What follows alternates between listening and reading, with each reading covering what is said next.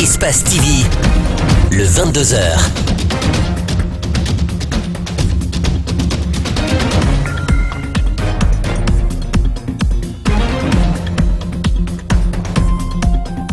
Bonsoir à tous, merci de nous rejoindre sur Espace TV. Dans l'actualité ce soir, la justice guinéenne a fait état de plusieurs chefs d'accusation dans un communiqué porté à la charge de l'ancien aide de camp du capitaine Moussa Dadis Camara, Toumba Diakité, des accusations dans le dossier du massacre du 28 septembre 2009 qui a fait plus de 100 morts. Zoom sur les conditions de travail dans les mairies de la capitale, voire des outils informatiques installés sur les bureaux et considérés comme du luxe.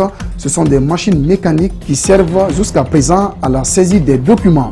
Présidentielle française à la traîne dans les sondages et lâchée par Manuel Valls, Benoît Hamon espère reprendre la main après avoir présenté son programme. Bienvenue à tous. À l'entame de ce journal, Ahmad a été élu président de la Confédération africaine de football CAF. Ce jeudi à Addis Abeba, le Malgache a battu Issa Hayatou 34 voix à 20 en prélude à la 39e Assemblée générale de la CAF. Le Camerounais Issa Hayatou était au pouvoir depuis 1988. C'est un séisme et un jeudi noir pour le Camerounais Issa Hayatou. C'est un commentaire signé Moussa Souma Campos. Le 13 janvier dernier, à la veille du coup d'envoi de la CAN 2017, Ahmed a profité de sa présence à Libreville pour officialiser sa décision. Quelques jours plus tard, les présidents des 14 fédérations de la COSAFA, Conseil des fédérations d'Afrique australe, ont annoncé qu'ils soutiendraient l'unique adversaire d'Hayatou. Une position qui a crispé les relations entre la CAF et la COSAFA. Le nouveau patron de la CAF, le Malgache Ahmed Ahmed, qui achève son troisième et dernier mandat chez lui à Madagascar à la tête de la fédération de football, a focalisé son programme sur plusieurs axes. Les questions du statut par exemple, comme la limitation à 3 du nombre de mandats du président de la CAF, le retour à un âge limite 70 ans pour exercer ses fonctions et la nécessité de donner plus de pouvoir aux fédérations. Des membres du comité exécutif de la CAF sont en place alors qu'ils ne dirigent plus la fédération de leur pays. Ce qui est paradoxal, martèle-t-il. Ahmed Ahmed souhaite par ailleurs élargir le débat autour du format de la CAN qui commence à 16 équipes et de celui des éliminatoires. L'Europe et l'Asie sont bien passées à 24. L'audacieux Ahmed Ahmed souhaite également revoir le championnat d'Afrique des Nations CHAN, compétition réservée uniquement aux sélections africaines locales. Le nouveau patron du football africain à partir de ce jeudi 16 mars voudrait que cette compétition soit ouverte aux joueurs africains qui évoluent sur le continent. Le départ d'Issa Hayatou à la tête de la Confédération africaine de football aura des conséquences négatives à de nombreuses fédérations africaines. C'est officiel, la justice guinéenne vient d'inculper Toumba Diakité dans le dossier des massacres du 28 septembre 2009. Des juristes se prononcent. Karamamodi Camara parle d'un début de processus juridique. Il se penche sur le renforcement de la sécurité du détenu afin que lumière soit faite et que justice soit rendue à qui de droit. Mariam Nabé, Amaral Sissila nous signe le reportage. C'est le début d'un processus judiciaire qui commence à son encontre depuis son extradition. Les chefs d'accusation à la charge d'Aboubacar Sidiki Diakité dans le dossier des massacres du 28 septembre 2009 ont été rendus publics ce mercredi par la justice guinéenne. Selon le communiqué, Toumba est poursuivi pour des faits de meurtre, de viol, de torture, d'enlèvement, entre autres.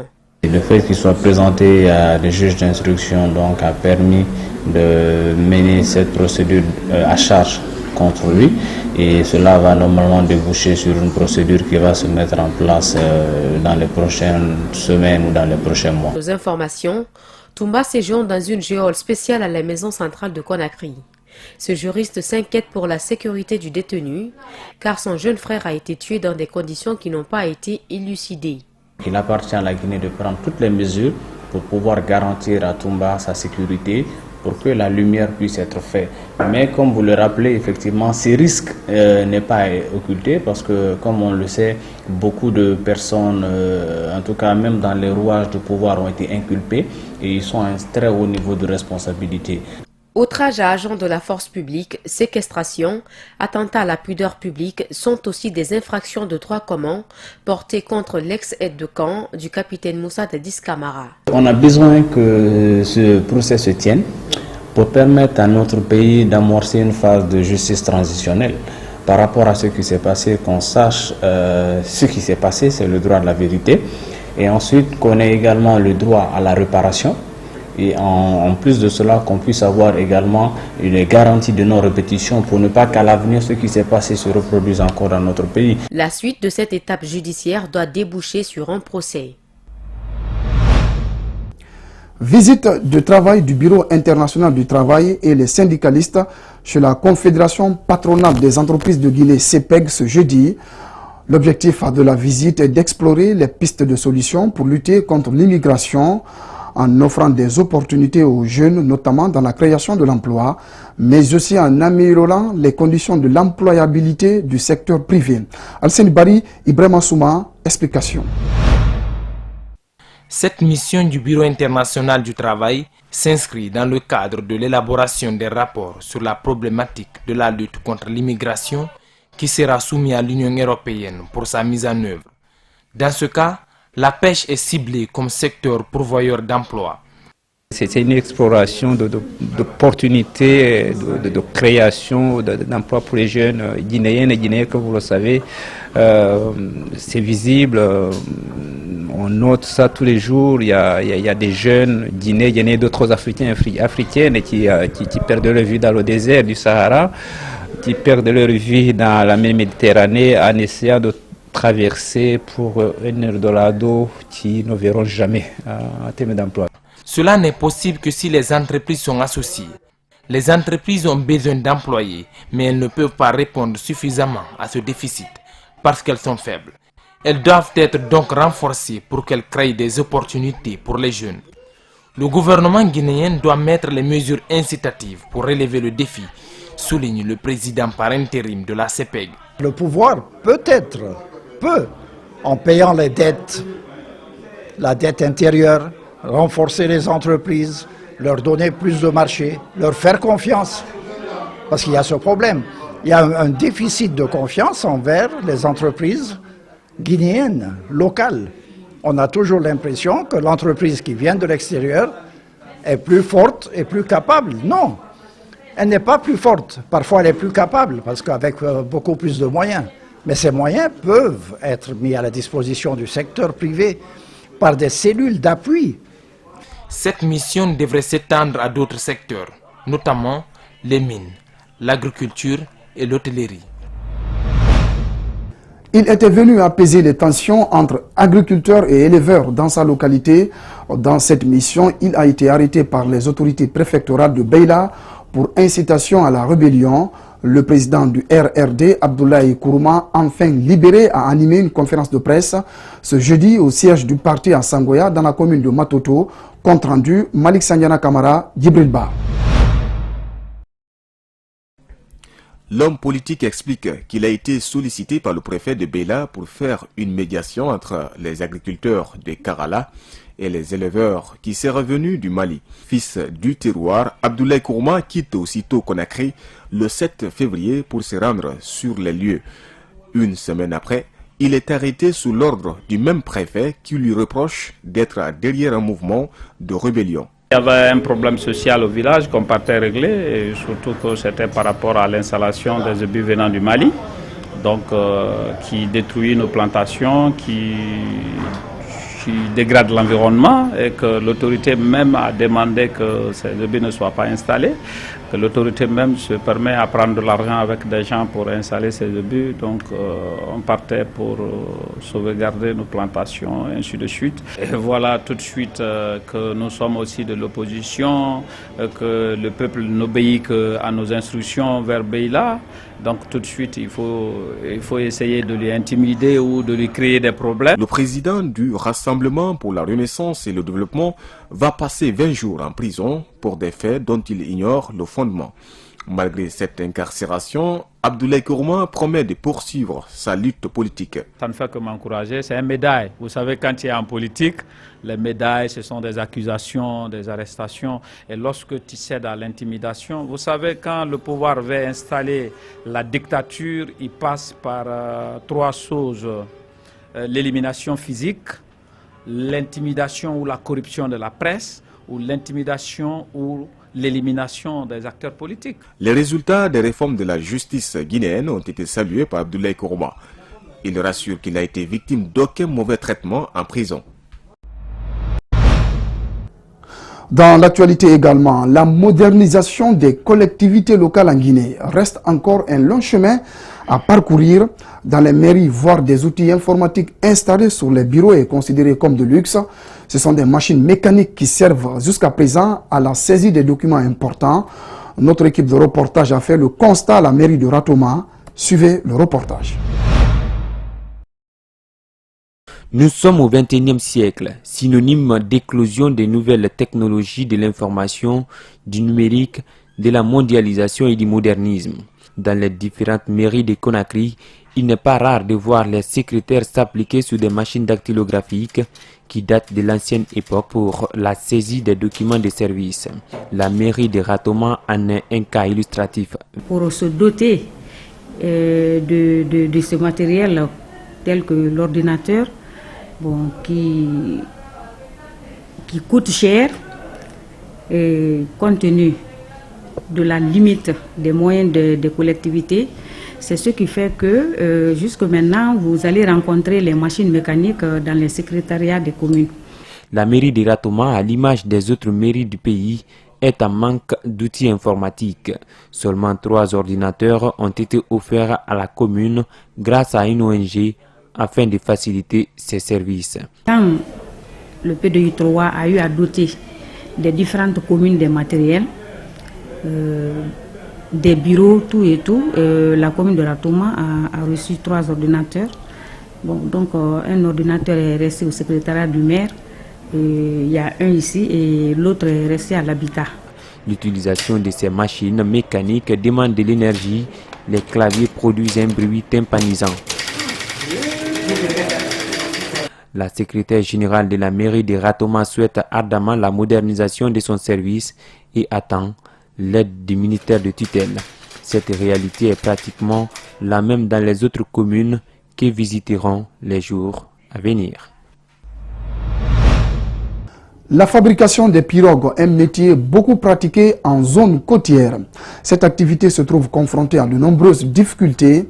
Les charpentiers, toujours dépendants, se trouvent à la merci des maîtres pêcheurs. Difficile dans ces conditions de joindre les deux bouts. Reportage Abdoulaye Kamara, Abdourahmane Ba. Nous sommes au port du Petit Bateau. Ici, s'entremêlent pêche et charpenterie, 2 activités obligées de cohabiter au regard de leur interdépendance. Juste à côté de ce lieu de débarquement, Alassane Kamara, entouré de ses apprentis, confectionne des pirogues commandées par ses clients. Si j'ai un contrat avec un client, je lui réclame toujours une avance. Si par exemple c'est un contrat de 30 millions, je réclame 15 millions pour l'achat des matériels. Et quand le travail est effectué à moitié, je lui demande 10 millions pour achever le boulot. Ainsi, les 5 millions restants constitueront le prix de la main-d'œuvre. C'est fréquent que les pêcheurs ne soient pas satisfaits par la prestation des fabricants de pirogues. Ça n'a pas réussi quoi. J'ai énormément dépensé de l'argent, je n'ai pas pu travailler dans ça. Aujourd'hui, je l'ai fait monter pour le réfectionner encore. Des dabas pour éplucher les bois, ou encore le son des marteaux pour les dernières touches. Il va falloir 3 semaines à l'équipe pour finaliser cette pirogue. Animés par la passion du métier, ces travailleurs sont loin de s'en sortir financièrement. Je n'ai pas trop de bénéfices, parce que si je soustrais les frais de mon loyer, des factures et de la dépense journalière, après le boulot, je ne pourrais pas épargner plus de 300 000 francs. Beaucoup d'ouvriers se plaignent de la recette qu'ils jugent dérisoire, mais ce pêcheur pointe du doigt la mauvaise gestion. Ils gagnent beaucoup dans ça. Nous, on connaît comment ils gagnent. Mais leur problème, ils ne peuvent pas réaliser, gérer quoi. Malgré l'affection que ces ouvriers portent à cette activité, leur dépendance vis-à-vis des pêcheurs s'avère être la barrière entre ces charpentiers et l'opulence. La capitale guinéenne dégage une image d'un dépotoir d'ordures à ciel ouvert. Dans les marchés de Conakry, les images sont hideuses. L'air pur se fait rare. Pire, Ces ordures sont quelquefois incinérées avec des conséquences sur la santé publique. Un tour dans certains marchés où des riverains ont exprimé leur colère face à l'insalubrité galopante dans la capitale. C'est un reportage signé Mohamed Valek Touré, Aliouba. Un visage hideux, des odeurs nauséabondes, impossible de respirer de l'air pur. Nous sommes au grand marché de Matoto. Ici, l'on est accueilli par des odeurs assez désagréables. Des produits alimentaires dont certains sont destinés à la consommation sans aucune possibilité de les laver cohabitent en harmonie avec ces ordures. Une image qui dérange les riverains. L'autorité n'a qu'à tout faire pour dégager les ordures là ici, parce que les ordures là ça donne maladie aux gens, ça donne beaucoup de maladies aux gens. Donc ce que j'ai à dire à l'autorité d'aider la population pour que les ordures là quittent ici. Ces femmes vendeuses sont envahies par ces montagnes d'ordures qui jonchent la chaussée. Elles sont brûlées à chaque moment, mais aucun service de ramassage ne s'en charge. Nous souffrons ici. Nous avons nos maris qui ne travaillent pas. Les autorités doivent nous aider afin que ces ordures puissent être dégagées.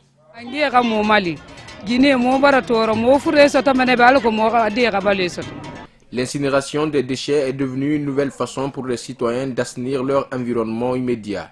Mais ce que beaucoup ignorent, c'est que la fumée dégagée par ces ordures a des effets néfastes sur la santé des populations.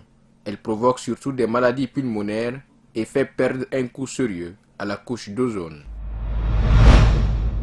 Après avoir réalisé un parcours honorable à la Coupe d'Afrique en Zambie, l'équipe nationale des moins de 20 ans a reçu un accueil triomphal ce mercredi soir à l'aéroport international de Conakry-Bessia, une manière pour le public guinéen d'exprimer sa reconnaissance à l'endroit des joueurs du Sili national junior qui ont décroché la médaille de bronze au terme de la compétition. Alpha Omar Baldé, Mohamed Bangoura. C'est aux environs de 19 h que les joueurs et le staff technique du Sili national junior, tous parés d'une médaille de bronze, ont foulé le sol de leur patrie qu'ils ont représenté avec fierté pendant la Coupe d'Afrique des moins de 20 ans. Une troisième place méritée. L'équipe de la Zambie, au fait, je dirais que c'était un match qui n'était pas facile pour nous parce qu'on s'est rencontrés à la première rencontre de la compétition, c'est-à-dire le match d'ouverture. Donc on a joué contre le public qu'on n'a jamais vu dans notre football. Donc cela a beaucoup joué pour l'équipe, mais on a quand même pu gérer et on s'est en sorti malgré qu'on a fait la défaite. En bon meneur de troupe, Mohamed Dide Foufana estime que les difficultés rencontrées ne pouvaient que solidifier leur mental, parce que selon lui, rétablir la fierté du public sportif de la Guinée est un devoir auquel ils doivent s'acquitter. Par rapport au voyage qu'on a effectué, on a bien voyagé pour la Zambie et Dieu merci, on est bien rentré. Donc pour ça, je dirais Dieu merci. Au fait, il est de nos devoirs de le faire parce qu'on est Guinéen, on est fiers d'être Guinéen. Au fait, du fait qu'on a pu faire la fierté de la Guinée, bon, moi je dirais Dieu merci. Et il est de notre devoir de le faire. Ces jeunes joueurs ont redonné le sourire aux mordus du ballon rond de notre pays. Seront-ils à mesure de rendre au football guinéen sa gloire passée? Nous le saurons dès le mois de mai prochain, puisque le Sili Junior est engagé dans la Coupe du Monde de sa catégorie, qui se tiendra en Corée du Sud. Cette fois encore, la Guinée jouera le match d'ouverture avec le pays hôte. L'Argentine et l'Angleterre seront les prochains adversaires de poule du Sili national junior. La Fédération guinéenne de cyclisme a tenu sa première conférence de presse à son siège à Dixine. Objectif, présenter son bilan après les Jeux régionaux et montrer aux autorités en charge des sports l'état dans lequel se trouve cette discipline. Reportage Mamadou Saïdou Bari, Abdoulaye Kamara. C'est cette vieille maison qui abrite la Fédération guinéenne de cyclisme. Depuis son installation le 12 novembre 2016, elle se bat avec ses maigres moyens pour sortir cette discipline de l'ornière. Après notre installation, nous avons participé aux Jeux régionaux de Bokeh avec 5 préfectures. Et chaque préfecture a présenté 3 cyclistes. Après les Jeux régionaux de Bokeh, il y a eu aussi les Jeux, le Tour de la Haute Guinée. C'est à l'issue de ces compétitions qu'elle a détecté des talents qui ont représenté la Guinée autour du Mali dénommé la paix. Mais comme le cyclisme rime avec de bons vélos et une formation adéquate des athlètes, elle demande une aide et l'accompagnement des autorités. Nous allons essayer de former d'abord les enfants à la base, trouver des équipes nationales et accorder des stages ailleurs pour qu'ils puissent vraiment aller vers les performances, vers les signes de la performance. Parce que nous avons compris à Bamako, c'est un opérateur économique qui a pris 2 cyclistes en charge, il a payé des vélos de 4 millions de francs CFA. Pour aboutir à son combat, la Fédération guinéenne de cyclisme a besoin d'une assistance majeure afin d'accélérer la procédure de stage des athlètes au Maroc et organiser le tour des communes dans les mois qui suivent.